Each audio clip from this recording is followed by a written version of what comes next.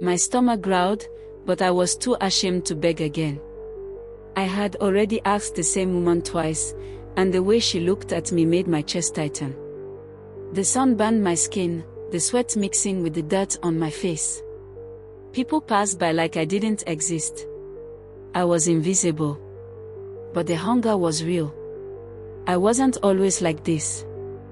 Just weeks ago, I had a home, a mother who worried about me, and a life that made sense. But now, I was nothing. And all because of one mistake. My name is Joy. And this is my story.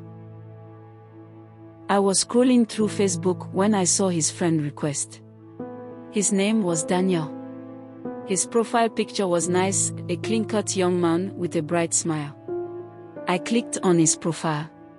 He lived in Lagos. "Hey beautiful, I love your smile," Daniel said. I blushed. No boy had ever said that to me before. I was 17, and the only guys in my life were the boys in my neighborhood, the ones who laughed too loud and called me village girl because I didn't wear makeup. Daniel was different. He asked about my dreams. He told me about Lagos, how life there was exciting, how people made money and lived freely. He said he could help me. He said I was too beautiful to be stuck in a boring town. It didn't take long before he asked me to visit.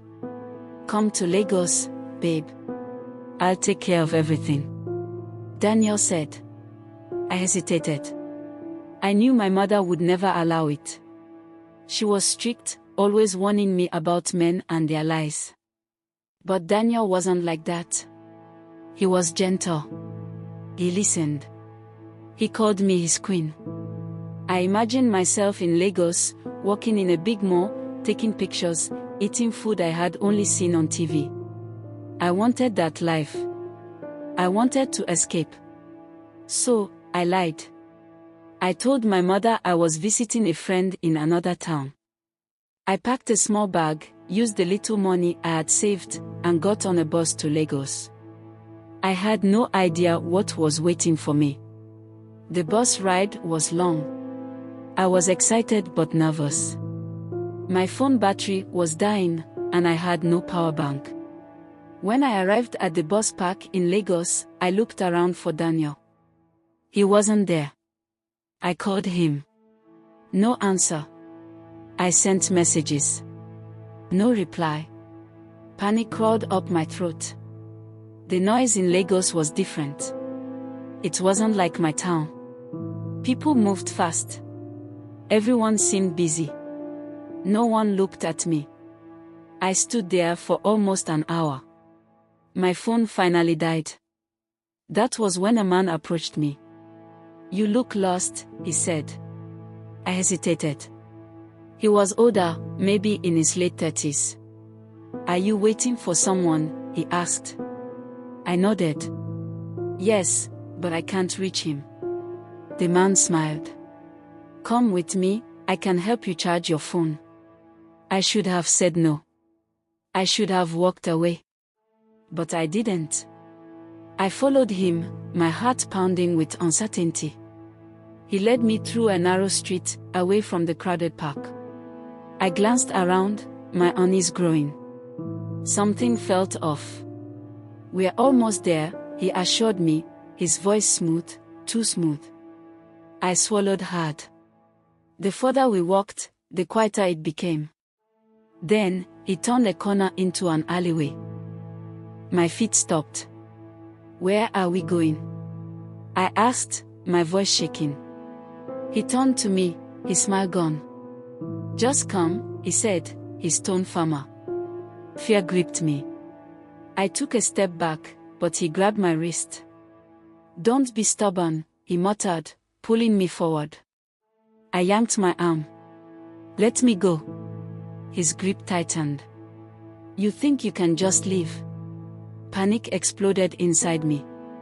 I opened my mouth to scream, but he clamped his hand over it. I kicked, struggled, fought, but he was stronger. Much stronger. Darkness swallowed me whole. When I woke up, my body ached. My clothes were torn. I was on the cold, hard ground. I felt broken. Violated. Tears burned my eyes as the realization hit me. He had taken everything. My dignity. My trust. My innocence. I wanted to scream, but no sound came out. I curled up, my entire body shaking. I had been so foolish. So naive. And now, I was alone in an unfamiliar city, with no money, no phone, and nowhere to go. This was just the beginning of my nightmare. I don't know how long I walked, but my feet were sore, and my stomach twisted in pain. I searched faces, hoping to see kindness, but all I got were cold stares. A group of men sitting by a shop whistled at me. I quickened my pace. "Hey, baby girl, come here," one called out, laughing. I ignored him. Then I saw her. An old woman selling roasted corn by the roadside.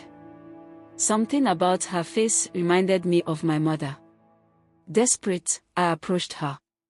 "Please, Ma, I haven't eaten in days," I whispered, my voice shaking.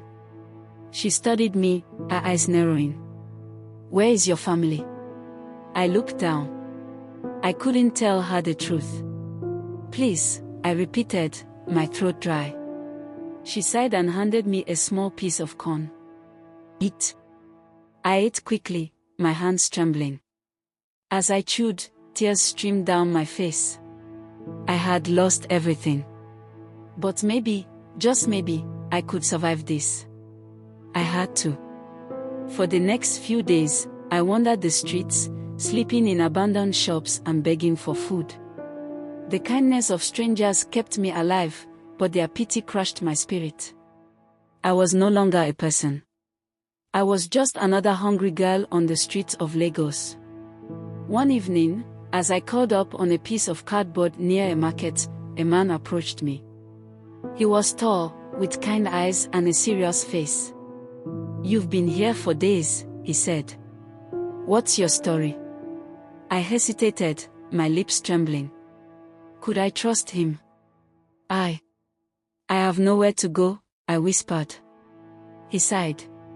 "Come with me." I wanted to refuse, but I was too weak, too desperate. I followed him, my heart pounding. Would this be another mistake? Or was this my way out?